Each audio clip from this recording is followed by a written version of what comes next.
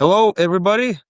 Hi again, and please meet our new guest today, Robert Barger. Um, I know that a lot of folks would likely have either talked to me or know me personally, or from the webcast or podcasts, or working with me. Robert, just in a few words, could you introduce yourself to the audience? Certainly. So Robert Barger, PMP, PSM, POPM.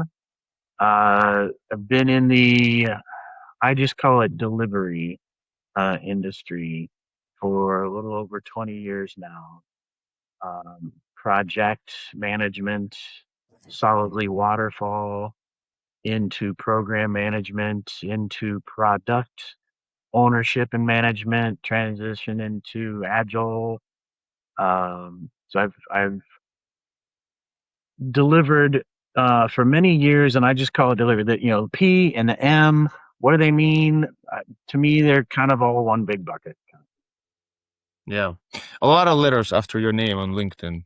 That's for sure. I always get a complaints because sometimes I have this, alumni also mentioned, but I guess it's good to have the credentials out. Um, so you mentioned, you just said the delivery management. Like, can you expand on that a little bit? Sure. Just basically getting things done. I mean, in project, I guess project and program, product ownership, product management. Um, they all, in my opinion, require a certain base level of skills, working with people, being organized, communicating, things like that. And so my career has kind of progressed, vertically and horizontally over the years as I've been working with clients and gaining trust and experiencing, all kinds of different things. Um, there's been a certain amount of PMO and agile coaching to my career as well. I've done FTE work, and I've done about 15 years worth of consulting work at this point. And the consulting work has really allowed me to uh, just try out a lot of different things, try out, yeah, different things on different sponsors, and really prove out some of my ideas and reinforce them and hone them and strengthen them along the way. what I liked about my consulting times, that you meet a lot of different people, and you meet a lot of different circumstances, and you really keep you on your toes.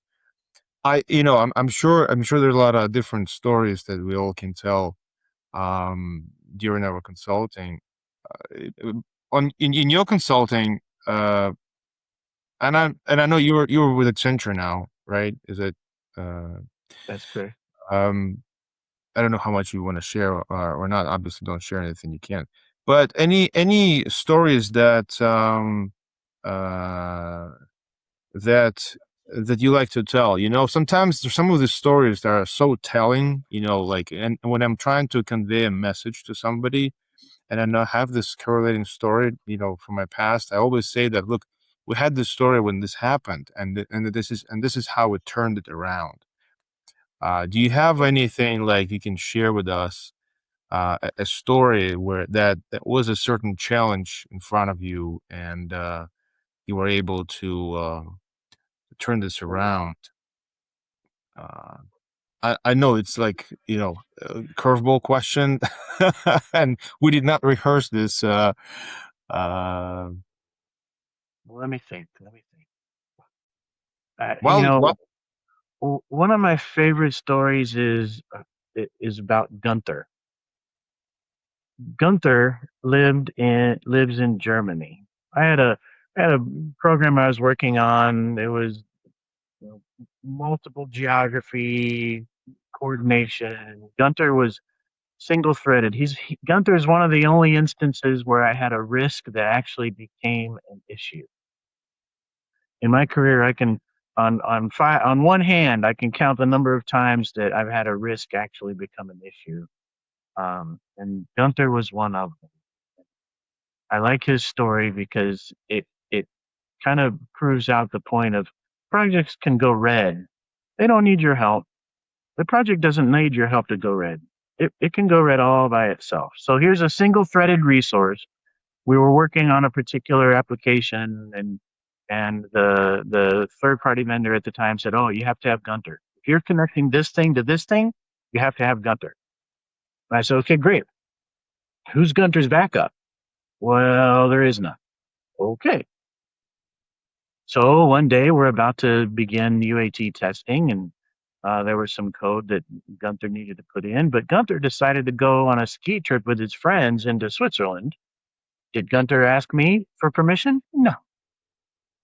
Did Gunther survive the event? No, he did not. He ended up with a broken leg and in the hospital for 2 weeks right before he was supposed to deliver on the code that he owed me. So, my project suddenly goes from green to red, right? And there's nothing I could have done about it. I did all the due diligence to try to get him a backup, and everybody said, yeah, there is no backup. It's just Gunther. So, that's my example of, look, your status on your project, green, yellow, red, is only partly something that you can control. It, there are going to be those instances where you don't have a say in it. It went from green to bright red. You didn't have any input. It's not necessarily, and this is my point, it's not your fault, but it is your responsibility to get it back into the green. That's one of my favorite stories. Did you have to bring the laptop to the hospital? I had to, in that instance, I had to wait. He was in Switzerland. I mean, he was totally away from any of his things, any of his work things. Uh, I think he had a good time on his vacation, other than that, but in that instance, I had to wait. But it's one of my examples of, look, you, you, you and your project are two different things. Your self-worth as a person, your skill set, and the status of your project, you have to separate them. They have to be two separate things. If you combine them and make the mistake that so many of my colleagues I've seen make, if you combine them and make that mistake and say, I'm doing good, my project is green, that must mean I'm good at my job. Then I have to ask the question, well, what does red mean? If green means you're good at your job, what does red mean? How do you keep from falling into the trap of seeing a red project as being you're bad at your job? We were just talking the other day with my other guest about bad news. Like we basically we naturally run away from bad news, right? We don't want to be associated with bad news. But that's the job of the project manager. It's a trap. Don't buy the trap. As soon as you start thinking in terms of good news and bad news, you've walked into the trap. Long ago, I developed a position of what I would call professional detachment. I am not the status of my project. As a matter of fact, periodically, I need my project to go red so that I can prove how valuable I am to the organization. They're not paying me to sit around and watch the project be green all the time. They're paying somebody like me, someone with drive, someone with ownership, someone with knowledge to be present when the project goes red. Superman's cape is red. Wonder Woman's boots are red. How am I going to be a hero if my project never goes red? Yeah. When my project go red, one of my one of my sayings is as the urgency increases, so too should the frequency of communication. If your project goes red, then your communication needs to ramp up too. Not Mhm. just the frequency, but the breadth of communication. I want everybody to know my stuff is red. So by that train of thought and logic, we only need to communicate that is not green. Like, well, whatever is green, like, even almost drop the communication about that. There's no. I'm not interested to know that the project is going well, or it's on schedule. I only want to know, as a leader, right? As whoever we communicating the status to, not even the leader, the stakeholders, the anyone on the team, if there's any issue with the project, if there's anything wrong that needs to be corrected, right? And that's the only thing that needs to be communicated. And a lot of times we have this, green dashboards, red, yellow, green, red, amber, green, and the traffic light, and then the green is always sort of satisfying people. But how do we influence the leadership that still thirsty for seeing green? Well, and you're right. It's a dual mindset change. It, a change on the part of the practitioner. It's a change on the part of the, I'm going to call it project manager, even though, project, program, product, all kind of, I'm going to call it project manager. It's a change in the mindset. As soon as you adopt the concept, this was the mentoring session I had 10, 12, maybe 15 years ago, where I had a junior PM ask me my advice on how to handle it. He didn't want to go share this information because he knew the sponsor was going to be upset about it. That's when I asked him. I said, "Well, what does green mean to you?" "Well, that means I'm doing a good job." "Well, then what does red mean?" "Does red mean you're doing a bad job?" Once you adopt that mindset of bad news, you you come into the position of making a whole bunch of bad choices associated with your project, right? If I think that this message is going to not be received well, I'm probably going to hide that message as long as I can. What have I done to myself now? I've You dig um the hole. You're digging the hole digging your first. hole, right? You are preventing yourself from taking advantage of expertise outside of your team or leverage outside of your team. Think of the basis of power from Raven and French. If somebody else has the power that I don't to make change happen, the positive change that I need, and I don't tell them, I'm extending that red period, you know? So I need people to know. So I say it, I shout it from the mountaintop because I am not the status of my project. I know Yeah. I do a good job, you know. I am not this status of my project is a temporary condition and I know that I need people's help. So I will say it. So if you start down that downward spiral, you number one, you keep yourself from tapping into the organization's power structure that can help you make a change on your project. And number two, you are running the risk of losing trust with your sponsor and with your team. And once you lose trust, Yeah. you're out. This, I think it's like everything else, is the most complicated part of it is to start being courageous. You have to be courageous to come out there and say, we have an issue. It will require preparation. It will to explain what happened. It will require preparation to tap into that organizational structure, resources to prepare what is it, what are the plans to fix those issues, right? And how do Mhm. we come out of this? But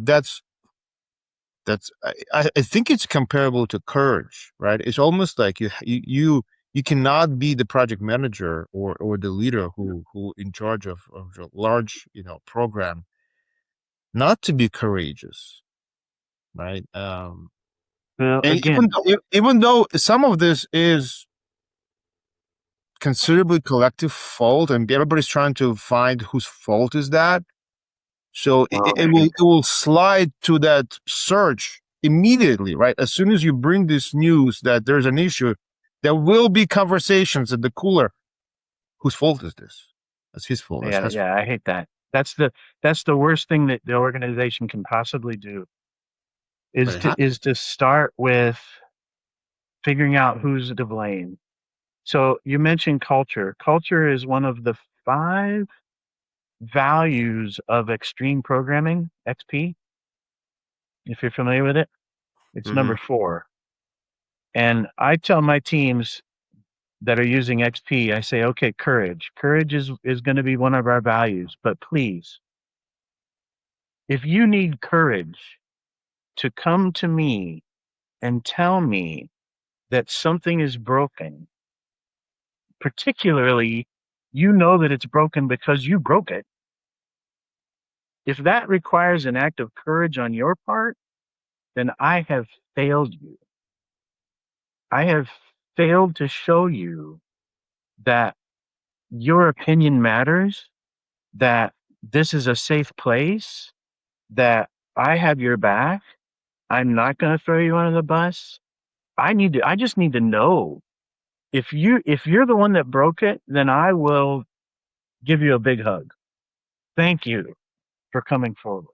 Because right there, boom, we can move on to step 2. Sometimes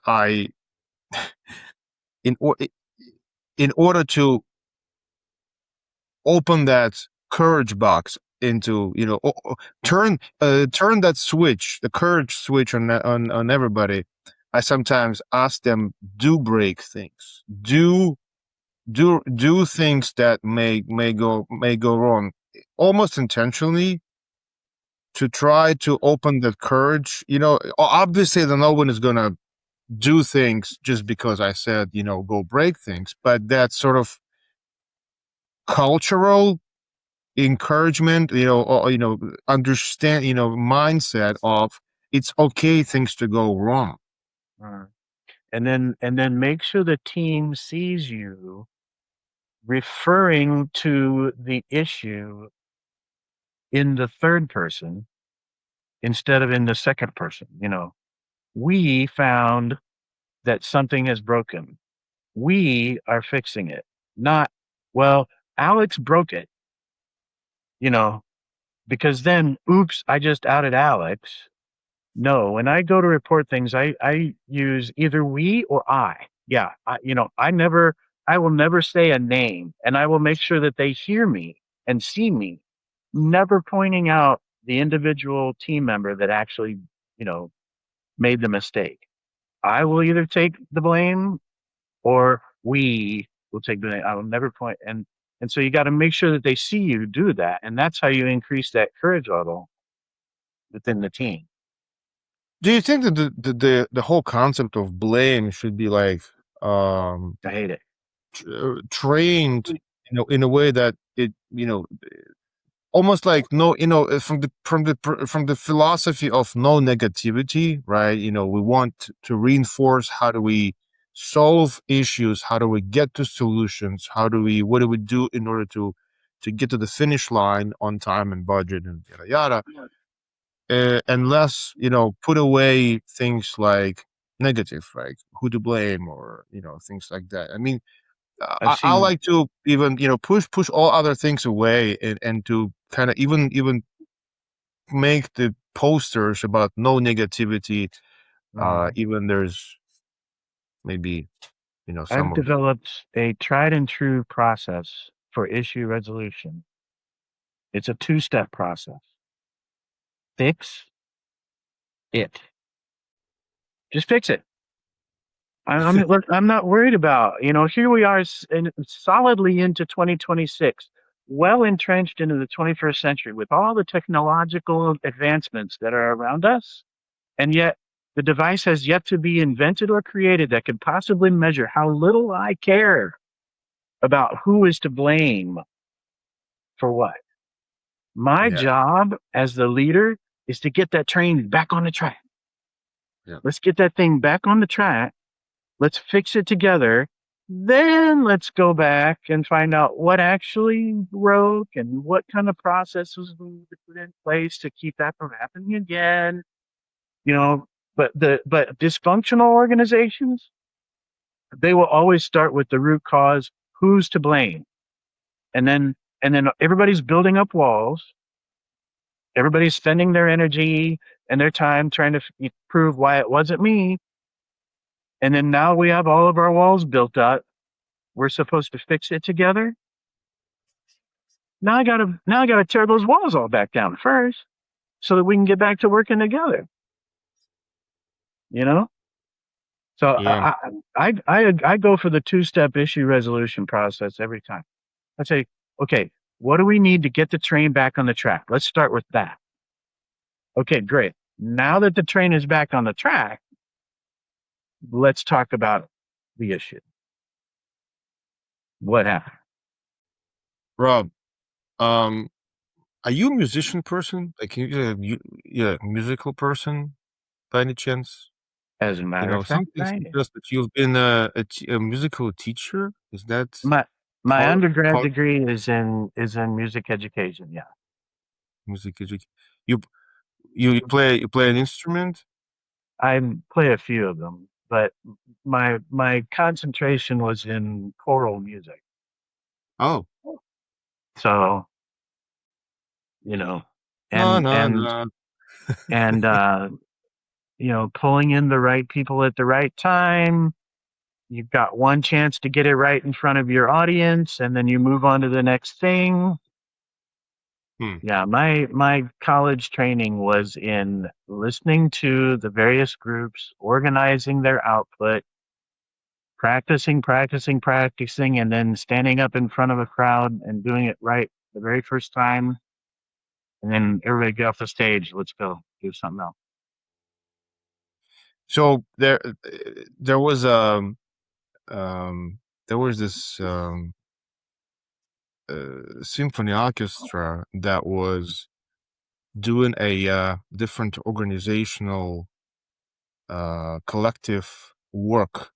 They were showing like actual symphony orchestra. It was at the wrap up of the one of the PMI conferences, and they did this. It was amazing. Like strings, this is the team, right, in the organization, and they have to work very collectively or organized together, following the process, and they have their part, in the entire process. Like everybody has its part. So Yeah, and the conductor is the program manager or the project manager or the leader who is that's right. pulling the strings. You'll Um, hear the term orchestration used a lot these yeah, days. yeah, yeah, yeah. And that's what that is. That's what that is. I think that's why. So I began my career my true project management career. I began it as a self-employed general contractor. And so my performance every week, I looked at it on my plate, on my dinner plate. Am I looking at a hot dog or am I looking at a steak? You Right. know, but before that, I think that my undergrad degree in music was very valuable in the training of the basics of bring you in. You have a certain role at a certain time, and then you're done. And bring you guys in at a certain role in a certain time, and then you're done. And maybe this group lasts the whole time, and things like that. I'm from the musician family. My both parents are violinists, so I grew up, around music, and it did impact me as a person. So a lot of musicians may say that uh, there's not a whole lot of creativity in music, especially the more professional musicians you talk to, the more they're convinced that music is not necessarily a creative thing to do, especially if you're doing certain things over and over, reading notes, playing the music. I do believe, obviously, that uh, music is very related to creativity, creative way of thinking. You engage in both parts of your brain to communicate. Um, what do you think? You think that music has and creativity has impact in what's going on in our professional lives? Like you've been doing creative music stuff before you became project management expert. Does it did it help? Well, fun fact, in the 1940s, when the United States Army was creating an Air Corps to support their troops on the ground. So in the United States, the United States Air Force is actually kind of an output of United States Army Air Corps. So it was the Army that kind of developed air power. And they started looking for people groups who they could put in a plane, fighter plane.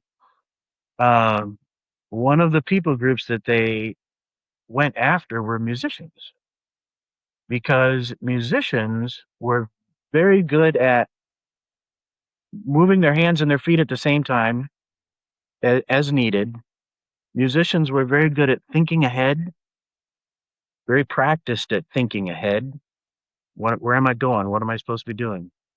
And having their attention in a number of different places all at the same time. Musicians were very good at that.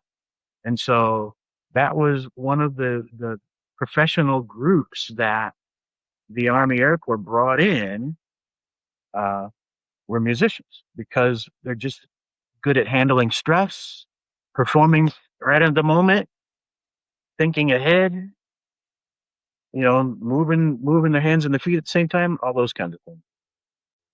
Fun fact. Yeah, the what is it in early 90s where the IBM was hiring musicians left and right to converting them into the programmers. Because the ability to read notes, the code, the notes to read the basically reading code. And Um, my it's father just would a like language. Yeah, it's a father would language. like to say that that has a lot to do with mathematics and It's very calculation. mathematical. Yeah, So music is very mathematical. yeah, Now, and therefore some of the instruments are very mathematical, technical, if you say, and you can teach somebody to be that without being creative. I'd like to shift a little bit to even more into creativity, and the reason for that is AI. There's a lot of conversations, obviously, going on about that, and obviously we can't just not talk about it. What what many believe, including myself, is now with advancements of technology and AI especially, we may not need to be looking into having engineers, I mean, as many as we used to, right? Or being well versed in mathematics per se, right? Or some specific science, because the wisdom, the knowledge that we already have collected as humans is now part of this stack where it's easily retrievable with AI, and we can take advantage of that knowledge and say, here's my problem, right? And I'm trying to solve. So which signs, right? Which signs or should I use and work in collaboration with in order to solve this problem? And now down to say computer programming, right? I mean, I can ask things to do, and it will do it probably better than well, engineers don't listen to me, but as good as some of the engineers do, at least faster, for sure. And I can see the results right away. So the creative thinking, in my opinion, becomes even more valuable. That's part of the humans that likely will stay with humans longer. As far as AI taking over things that we do, we do technically, right? Writing emails and communicating things, and so our creative part becomes so important Mhm. to come up with those solutions, and we can spell it out to AI, and AI will figure out the way how to technically actually do it.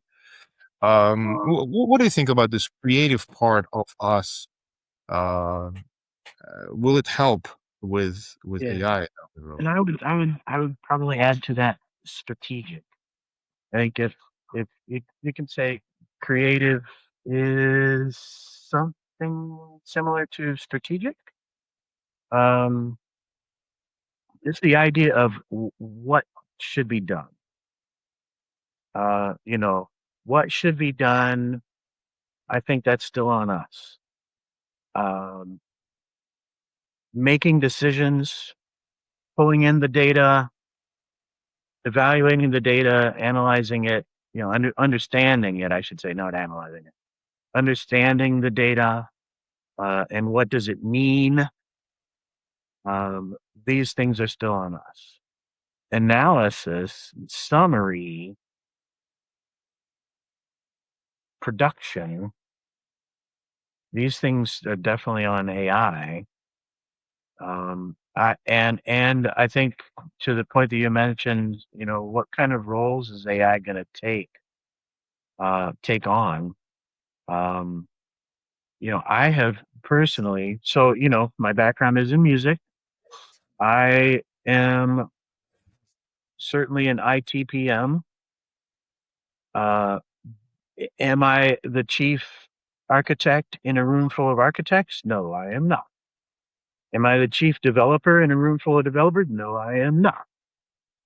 Uh, but using these AI tools, I would say that my own level of performance on doing certain things, all I have to do is ask AI, hey, here's what I want to do. How do I do that? I'm in Jira. Well, how do I do that? I'm in Excel. How do I do that? And it'll just give you a list, and you just follow the list. Boop boop boop boop boop. So I know in the last 6 months that my effectiveness, my efficiency, the breadth of my scope of being able to use the tools in front of me has expanded quite a bit just in the last 6 months. Yeah. Well, I'll tell you, it's almost one thing to add to all of this is when I work with AI on something, on a problem or a challenge, um, it it's leading, it's leading me, obviously, with me, talking to it. It's opening in me new ideas, Yeah, sometimes. and half of the time he or she opens those ideas itself, and I'm Don't like, forget this. Yeah.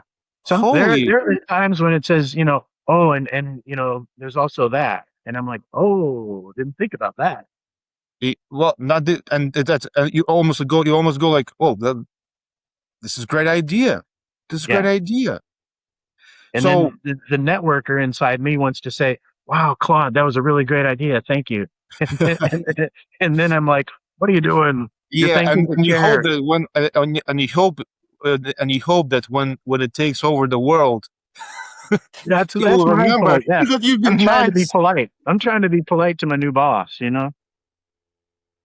Yeah, we all remember, for those of us who actually saw the Terminator, all the series. So, Yeah. oh, both movies. I want to be one of those that survives the event whenever it happens. Yeah, yeah. Um, But I think it's the efficiency. Everybody talk about efficiency.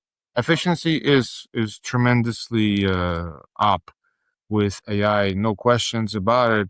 But I think there's just so many different ways to use AI in our, and when I say creativity, I'm not necessarily saying about the art, like painting pictures or composing a new music, making things like that. I'm thinking about like out of the box solutions for the most complex problems that we face in business.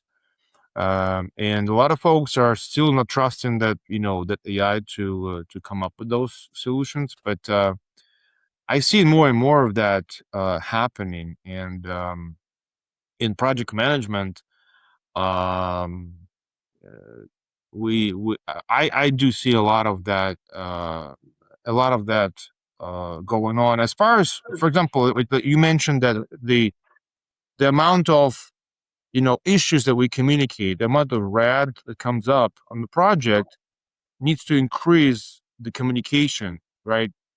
And I'm not necessarily saying, I'm not necessarily agree that with the frequency of that communication, but the level of escalation, right? So the same issue can be communicated, differently. So let's say if it's a green, like a yellow status, or there's a little bit of an issue here and there. Let's keep an eye on this. You can have that communication going out there. But if there's something major that is happening and we need the decision makers to come in and kind of make some changes, then my response to the frequency would be, rather than frequency, I would rather increase the level of escalation, which that message, one message that we send is received with the right rigor, as opposed to the message about something that we don't expect a lot uh, of feedback on. yeah, well, I think Oh, mostly my point is back to this concept of bad news. mhm. When you're urgency, don't go like that because that's our tendency. If I feel like my sponsor is going to look down on me if I, escalate the issue, how likely am I to escalate the issue?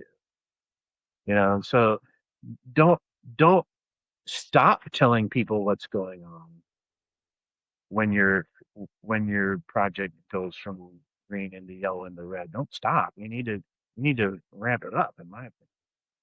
Um, I long ago I adopted I wanted to, if I was going to have a reputation, I wanted my reputation to be one of the sky is falling. If I think it's a little bit less than green, I'm going to report it as yellow. If I think it's yellow, I'm going to report it as red. I'd rather have my sponsor say, nah, it's yellow. I would rather have be wrong that way than to be wrong the other way. And I didn't report it yellow when it should have. I didn't report it red when I should have. You know, I would rather make a mistake and report it more urgent than it really is than to make a mistake and not report it as urgent as not. You know? Do you see any new ways to communicate? I mean, the reason I'm asking this is because everybody's so tired of all these reports and notifications.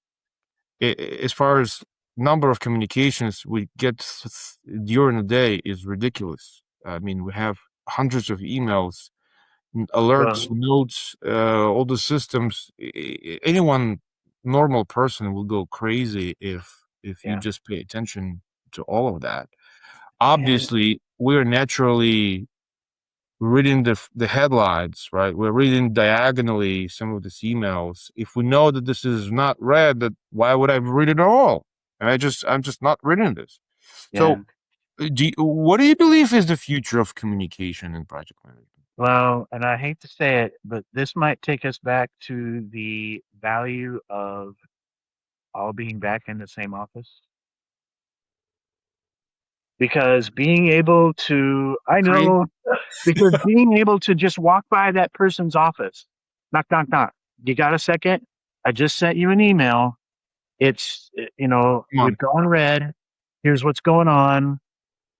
Boom, Robert. Come done. on. It's not possible.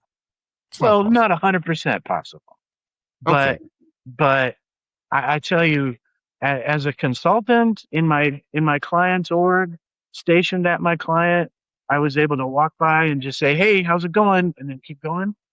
Or, "Hey, I just sent you an email. This thing's going on. If you can, please take a look at it. Let me know what you think." Um, having that face to face, there's a lot of value in that. I Don't get agree. me wrong. Don't get me wrong. I love my office. I love my stuff. I love my stuff. I enjoy this, but there are times when that face to face, you just can't beat it.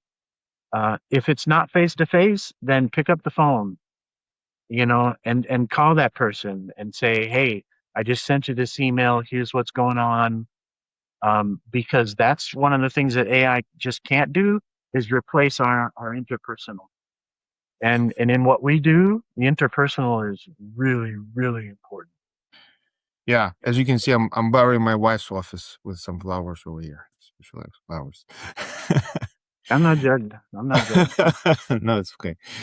Um, I always it always triggers something in me when people say, "Oh, AI won't do that."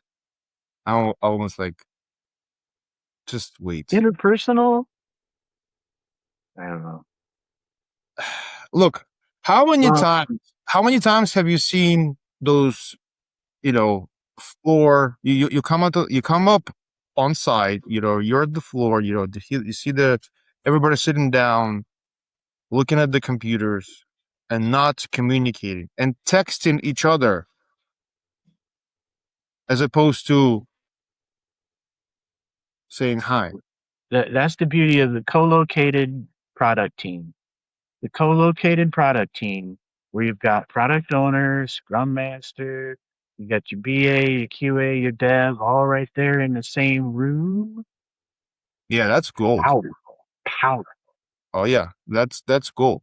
That's gold. You can do a lot, a lot Ugh. more if that happens. You just stand up, shout out the question. Somebody stands up and gives you an answer, and you keep going. Powerful. Yeah, yeah. Don't get me wrong. Like I said, I like my stuff. Yeah. So if I ask you, what is your favorite way to use AI, what would that be? It's definitely streamlined. Uh, oh, my favorite way I think would be in capturing meeting notes, action items, decisions. Oh my gosh, I was in a 5-hour meeting the other day with a lot of senior architectural people, and they were making really big time policy decisions, and the thoughts were flying back and forth. Boop, boop, boop, boop, boop, boop, boop, boop. We got a lot done, and then to be able to go in and say, "Okay, AI, what did we just do?" Yeah. and and have it spit it all out. I had a conversation after the meeting with my counterpart, and I said, "Oh man, if we had been taking notes in old timey fashion, there's no way we would have gotten half of this stuff done." Yeah. But to just be able to talk to each other and let it sit in the background, taking the notes, huge. Yeah. The other benefit I've personally seen is in just then, okay, now take that and make it into a presentation. What? Done. And I think the third main benefit to me I mentioned earlier was just in improving my own skill set. I know I'm in this tool. I know what I want to do. I have no idea how to do it. And I really don't want to take the 26-hour long training session that this tool offers, because I just want to do this thing. All I just need to know is how to do this thing. I don't need to go from how do you log in to, you know, how do you, I don't know what. But so that very targeted training, upskilling has also been very valuable. Those are my top three. I remember still we had special dedicated team members and say, here on this meeting, all you do is taking notes. And there was someone just heads down writing everything that is going on. And that was crazy. I mean, you're right. If there's a lot of conversation, it's quick. No matter how quickly your handwriting is, you're not gonna be able to follow. Even that person's going to be yes, okay, no, all right, we're yes again, okay, no, we're now, no, we're no. There's conversations back and forth. Should we not? Should we not? Yeah. And then finally you land on should we? And if somebody's taking all those notes, Yeah. you know, did I miss one of them? I don't know. And we took time to process all the notes, let us process all the notes, and we were like combining all of our handwriting and like, okay, well, what happened? what, Yeah. what did I we mean, do? there were 20 people on this call, and everybody was talking, and everybody had opinions, and you know, so to have the tool then summarize all of that, here was the decision. And then I could ask it to deep dive. I could say, okay, well, give me the inputs into that decision, which Mm, that's an article that I wrote for PMI, but we won't talk about it. yeah. But the value of having those inputs. Why did you decide this? You know, all good stuff. So Robert, I know you mentioned a few times that AI won't be able to replace, our thoughts and create, I said about the creativity, but you mentioned that, won't be able to do certain things. So, Well, what, if they were to ever, if they were to plug AI into quantum computing, watch out, buddy. well, make no mistake that they will. Oh, they will. Yeah. When that day comes, then we're going to be saying yes sir and no sir to the AI. You Um, really think that? I think, man, once AI understands that we are poor sources of information, I don't know, man. Well, this is where I say thanks God, he's there, and I hope that there's something above all of this that will prevent it from happening, and humanity will prevail. With Yeah, I that, think it's a long way away, but they probably said the same thing about electricity. I don't know. yeah, Um, yeah, but yeah. So look, people say we've lived through this, and it seemed like oh my God, what's going to happen to all of us? This may happen, sooner than you think. And usually, if these things happen, people don't expect these things to happen. So for us, even talking about this makes me feel like this is really happening fairly soon. So meanwhile, it does a great job of taking notes. exactly. And meanwhile, let's enjoy the ride. Okay. Let's enjoy the efficiency. Let's enjoy, using our skills that we want to use, like how to come up with solutions, how to make these projects through the fishing line, Yeah. through the fishing line, through But the finish line. I Um, still think that there's a place for us, product leaders, we'll call it, product orchestrators. There's still a place for us because we are still dealing with humans. Every issue I've ever encountered in my career, a server, a partition, a gigabyte count, code, error, they always had a human behind the yeah. fix. You know, maybe in the future that human will be a little bit further at all, distant. Maybe that human isn't going to be the one doing the coding, but human to human, you know, we get things done. That's right. Me and you, Adam. We get things done. Right now, the AI is a fantastic resource and tool and assistant. It's not driving the bus. That's why they pay people like us to drive the bus, you know, Yeah. to No, get the that's great. organization from here to here. Look, next time you think you're driving a spaceship, not the bus, and it's moving much further without friction with the air. It will move a lot further. It will move a lot faster. Yeah. Um, and the ride will be a lot softer using our AI tools. Yes. But it still needs somebody driving the You- ship. Well, the question is, how do we improve as last question? Let's talk about this one last one. How do we improve the society? How do we improve the the way of life Improve way of while life while or improve our while while utilization. while we're increasing the level of comfort, of having AI to help us to do all of that? How would we improve without realizing the red, right? Without realizing the challenge. So there'll be less challenges to deal with. And so how do we improve overall? How do we not, go down?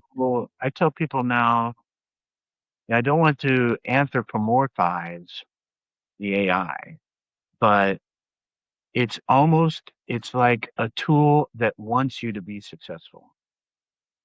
You just have to start talking to the thing. You just have to start using the thing. You there's no problem. It's like a lathe. I don't know if you're familiar with what a lathe is. It's a big tool. It's one of the only tools that can actually reproduce itself. You can't you can't make a screwdriver using a screwdriver. You can't make a wrench using a wrench, but you can make a lathe using a lathe. And AI is kind of like that. All you have to do is say, "Hi, my name's Robert. I have no idea what I'm doing, but I'm trying to do this. What should I do?" It'll tell you. I, I'm trying to make an agent. I want to do this, then I want to connect it. What do I do? And it'll spit it out for you. It's again, I don't want to anthropomorphize it, but it's like it's a tool that wants you to be successful using. You just got to start it. You just got Yeah. to start. Awesome. Robert, thank you very much for your thoughts, for your leadership, and thank you for the music. Maybe one day we'll listen to the great some of that music. Um, I happen well, obviously from the musician family, I do also play some instruments. We'll do some Cool. play, and we'll play something together one day. And thank you very much for the podcast, for being such a wonderful guest. Thank you very Yeah, no much. worries. Enjoying the day, and thanks for having me on. Appreciate it. All right. Thank you.